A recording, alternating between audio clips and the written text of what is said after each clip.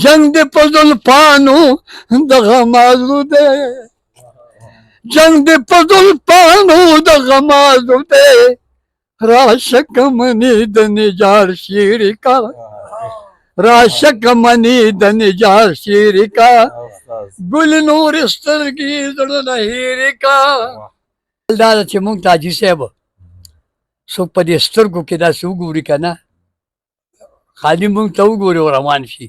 هم په دې هم ډېر خوشحالېږو چې والله دې وپېژندو او بیا چې زمونږ سره خبرې ګډې کړي او بیا ستړي مشي را سره وکړي او بیا مونږ ځان ته راجوخ کړي نو دا ډېره غټه خبره ده که نه ترنم خامخا تا خو ترنم را سره په دې محفل کې د موسیقۍ ډېر لوی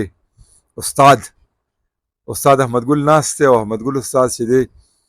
نو زمونږ د کلي سره د پخوا راسي او نسبت دی او دغه دوستي رورولي مشرولي کشولي دی مونږ سره پالي نو کله کله راشي زما خواته او مونږ هم پې خوشحاله یو چې دی راشي نو مونږ هم خوشحالېږو چې دی راشي احمد ګل استاد هر کله ستړي مشي درته وایم دا نن چې کوم مېلمانه راغلي دي دا طلا محمد شباب صاحب دی ورسره بل زلمی شاعر ساهو صاحب دی او اجمل خان صاحب دی دا راته ووایه تاسو په دې سره غرمه کې څنګه رالی دوی درپسې کلي ته راغله ما چې ورته وویل چې احمد ګل استاد راځي نو اجمل خان صاحب وایي چې نه دا خو مناسب نه ده دومره لوی هنرمند او دی به څنګه په دې غرمه کې راځي نو دی ورپسې کلي ته لاړه او احمد ګل استاد هر کلی درته وایم په خیر راغلی السلام علیکم السلام علیکم اول خو به زه اجمل خان صاحب اول خو به ستا زما ما دا کوه زما خو بس اول خو به ستا شکریا ادا کړم چې ستا ځای کې ناست یو زمونږ ډېر قدر کې او قدرمند سړی او دا مونږ دا کوم دا فوټوان چې لګېدلي دغه دا خلک قبرونه تا راویست او خلکو ته دې په ډاګه اول خو ستا دا شکریا ادا کوو مونږ دم چې دی مونږ خو خلک پېژنې خو تاسو مونږ ولو خلکو ته بل دې مېلمنو ته زه ناستو مېلمنو ته ستړي مشي کوم چې ټول ستړي مشئ او ډېره مننه چې تاسو دومره راغئ او د حاجي صاحب ځای ته ثوابیان او داګ نه راغئ او دلته موږ سره کېناستئ یار حسین راګی نه خدای دې تاسو آباد لري ټول ستړي مشئ او بل زه د دې مېلمنو د خوشحالۍ دپاره د دې دپاره چې ما ته ټېلیفون وشو چې راشه نو زه په یکدم کټ کې ناست وم بهادر صاحب سره او بس را روان شوم ما چې دا خو ډېر لرې ځای مېلمانه دي ډېر دومره خواهشمند دي نو اوس لاړ به شو دوی به مو وینو نو قدرت راوستمه نو ډېره مننه ستاسو له ټولو د دې مېلمنو خدای دې دې آباد لري چې دومره یې مونږ یاد کړو او ما پسې ګاډی راوستو او زه یې راسور کړم او راوستم اول دا بل دا ده چې مونږ ته حاجي صاحب څوک په دې سترګو کې داسې وګوري که نه خالي مونږ ته وګوري او روان شي هم په دې هم ډېر خوشحالېږو چې والله دې وپېژندو چې ګینې دا خو احمد ګل استاد دی احمد ګل ماما دی احمد ګل بابا دی نو په دې مونږ خوشحاله کوم سره خبرې هم نه کړي خو چې مونږ ته خالي دې سترګو کې وګوري مونږ په دې هم ډېر خوشحالېږو حاجي صاحب او بیا چې زمونږ سره خبرې ګډې کړي او بیا ستړي مشي را سره وکړي او بیا مونږ ځان ته راجوخ کړي نو دا ډېره غټه خبره ده که نه وخت خو حاجي صاحب ښه تېر کړی دی ډېر د دې پښتنو مشران چې کوم د هغوی په مخ باندې مونږ خندا راوسته دومره خدمت مو کړی چې د هغې هغه واده خالي نو الله دې هغوی وبخي چې کم مړه دي او دا د خدای لري داسې خلک دا پښتانه زمونږ ډېر عزت کوي الله دې آباد لري نو هغه سترګو پورې مې خبره وکړه چې ته وګوري نو دې پورې به زه یو څو ټکي ووایم په ترنم باندې په ترنم خامخا تا خو ترنم ډېر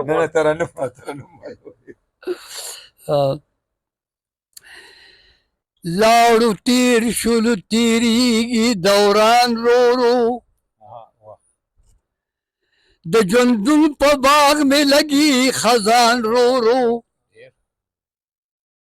اون د سترګو په نظر کې مې فرق راغی د شناخ نرانوزي دوستان رو رو سپین ویخت میں تور ویختو کی را پیدا شو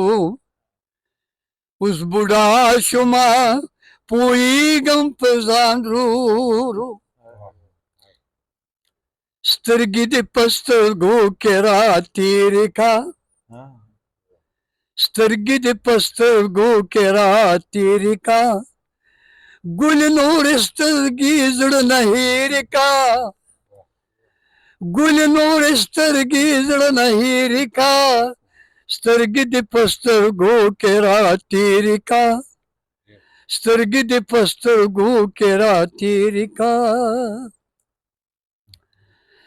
تا پسې وینم ځي د چشمانو نه تا پسې وینم ځي د چشمانو نه د اوښکې مې لګي که یا ډېرې کا د اوښکې مې لګي که یا ډېرې کا ګل نورې سترګې زړه نه هېرې کا ګل نورې سترګې زړه نه هېرې کا سترګې دې په سترګو کې را تېرې کا سترګې دې په سترګو کې را تېرې کا ستا د تورو زلفو ارمان جنې ما ستا د تورو زلفو ارمان جنې ما لږې خوی زمانه را چاپېرې کا لږې خوی زمانه را چاپېرې کا ګل نورې سترګې زړه نه هېرې کا ګل نورې سترګې زړه نه هېرې کا سترګې دې په سترګو کې را تېرې کا سترګې دې په سترګو کې را تېرې کا جنګ دې په زلفانو د غمازو دی جنگ دې په زلفانو د غمازو دی راشه که منې د نجار شیرې کا راشه که منې د نجار شیرې کا ګل نورې سترګې زړه نه هېرې کا ګل نورې سترګې زړه نه هېرې کا سترګې دې په سترګو کې را تېرې کا سترګې دې په سترګو کې را تېرې کا دا مې هغه سترګو پورې وې چې راته څوک سترګو کې وګوري که نه مونږ اوس هم ډېر خوشحاله شو نو ځکه مې دا د سترګو چیزو ویلو جی ملګرو په دې نننۍ محفل کې چې کوم درانه خواږه میلمانه راغلي دي نو زه غواړم چې هغوی خپله پېژندګلي مو کړي او بیا به په دې کې درته مونږ موسیقۍ طرف ته هم ځو موسیقي به م وړاندې کوو نو شاعران راغلي دي د ډاګی یار حسین نه مایک ورکوم ښاغلي اجمل خان صاحب ته چې دوی د دلته د راتګ نه او دا دومره مین نه او په دې دومره ډېره ګرمۍ کې اجمل خان صاحب هرکلی درته یم ډاک بیسود ته په خیر راغلی بیا تاسو کړاو کو احمد ګل استاد پسې کلي ته کور ته لاړئ دی هم راوستو السلام علیکم زه د ډاګې صوابې اوسېدونکی یم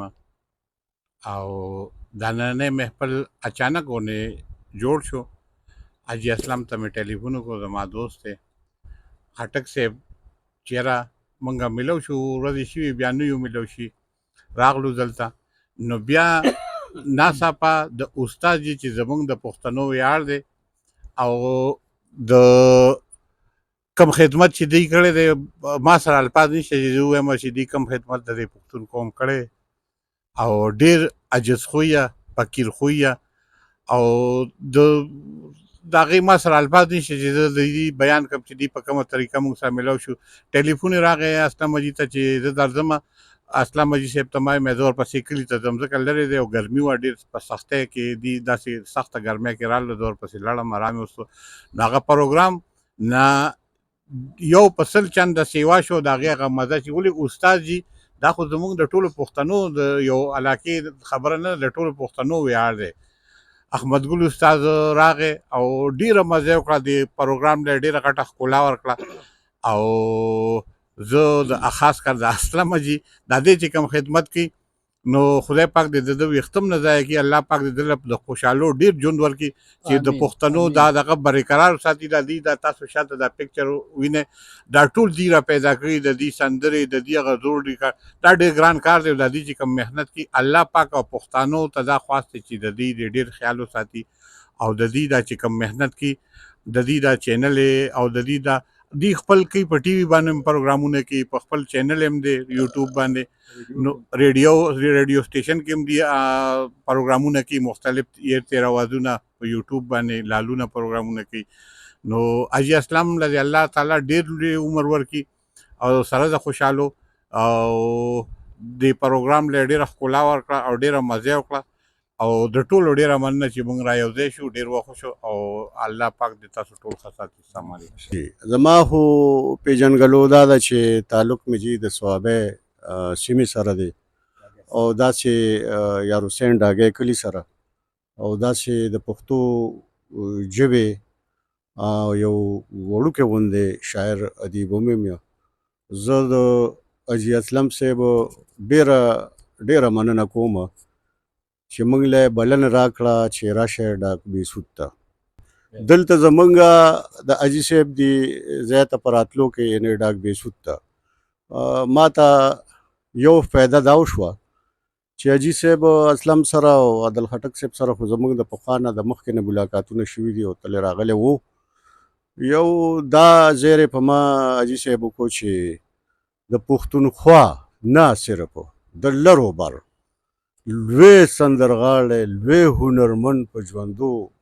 هنرمندو کې فنکارانو کې احمد ګل بابا د دې د مخه هغوی سره زموږ نن د هغوی په ځای کې ملاقات وشو او ډېر مو ورته څه واورېدله. د دې چې کوم حالات دي نن سبا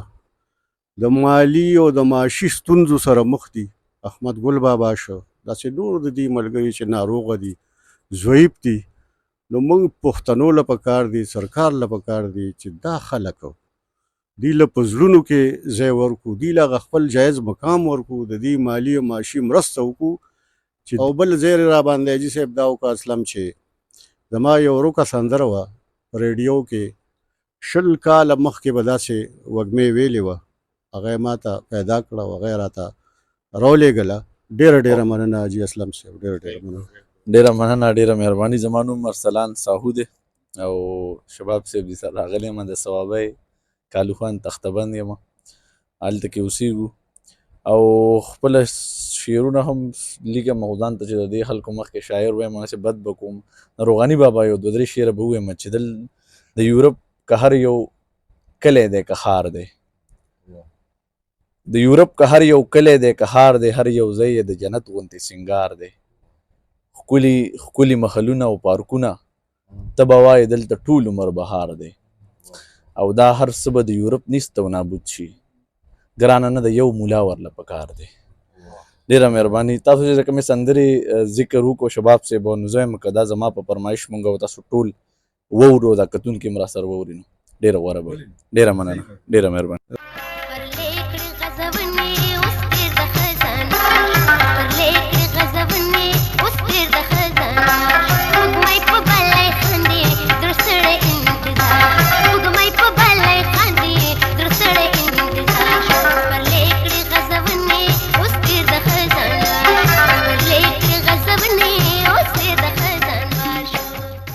ډیره مننه د راغلي مېلمنو احمد ګل استاد، عادل محمد خټک صاحب، ارسلان سعود صاحب او طلا محمد شباب صاحب ورسره اجمل خان صاحب او دوی سره بچي سنگر خان، لښکر خان او سنگر خان. نو پښتانه چونکې وګړي دي او درنې ښکلې ښایسته نامې ایښي د دې بچو هم ډېره مننه. د دې پروګرام په جوړولو کې او په کیمره کار کولو کې زما بچي اسامه هم په دعاګانو کې یاد ساتئ. تر بلې خپرونې اجازه غواړو. د لوی الله په امان.